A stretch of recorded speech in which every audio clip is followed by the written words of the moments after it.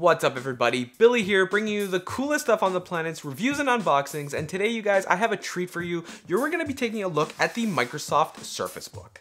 Now to get this out of the way, I'm using the Core i5 256GB SSD model with 8GB of RAM and the dedicated NVIDIA GPU inside the keyboard.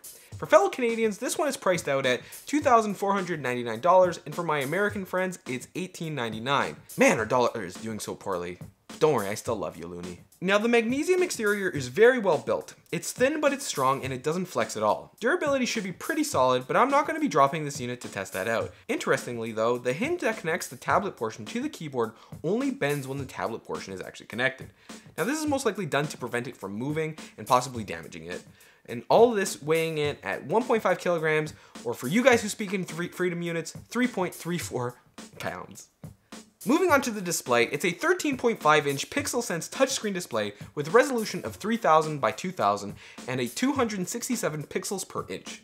Now the viewing angles and color on the display are absolutely impeccable. They look fantastic. However, being this a 3x2 screen, it works a lot better in clipboard orientation. That means it's on the side where you can actually use a Surface Pen. So that means you might see some heavy letterboxing in that it's not your typical 16:9 or 16:10 resolution. But besides that, the display is amazing. Now for the keyboard, I'm not a type touchist by any standard, but the keys feel really good. They have a nice finish to them and they're very responsive. You don't have to hit them too hard in order to register, so if you're going to be using this device to type on, you're going to have a good time. Now the trackpad on the Surface Book is responsive and feels very intuitive to use. I was able to understand and use the shortcuts on it relatively quickly, especially coming from an older laptop.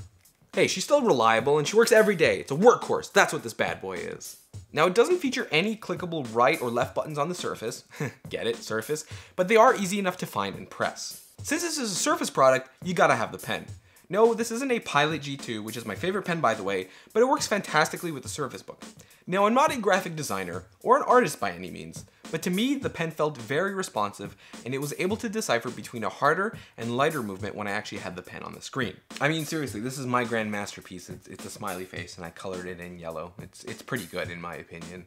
Now we're moving on to the ports. On the left side of the laptop are two full-size USB 3.0 ports and a full-size SD card reader. And on the right side is the mini display port and the power connection for the actual charger. Finally, there is a headset jack on the tablet portion of the device, along with the power button and volume rockers. Although on the right side of the tablet is the only place that I noticed where the Surface Pen would magnetically stick to it.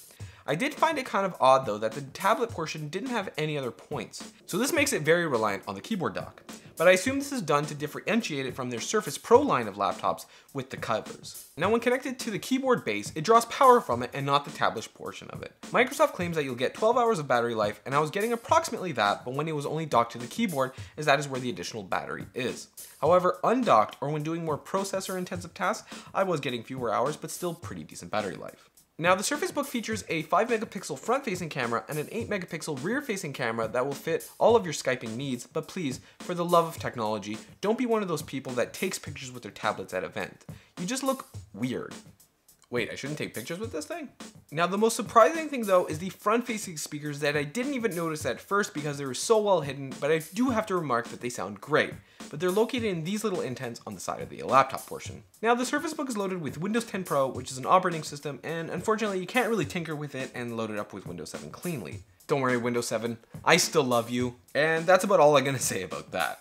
Now, ultimately, we have to ask ourselves, and especially at this price point, who is this laptop for? Now, the Surface Book was definitely designed with the kind of creative person in mind, of course with the included Surface Pen and of course the dedicated GPU inside of the keyboard. This laptop hybrid was created for the expressive person who wants to create some sort of either piece of art or maybe some sort of video, because they require the touch interface, so being able to actually use a pen is a lot more precise than using a mouse, and the dedicated GPU inside of the keyboard is really good for video editing, especially when you're doing the rendering. And even if you're just typing up a Word document or surfing the web like going on Facebook or Reddit, I mean this thing will do it too, but it's going to be completely overkill for your needs.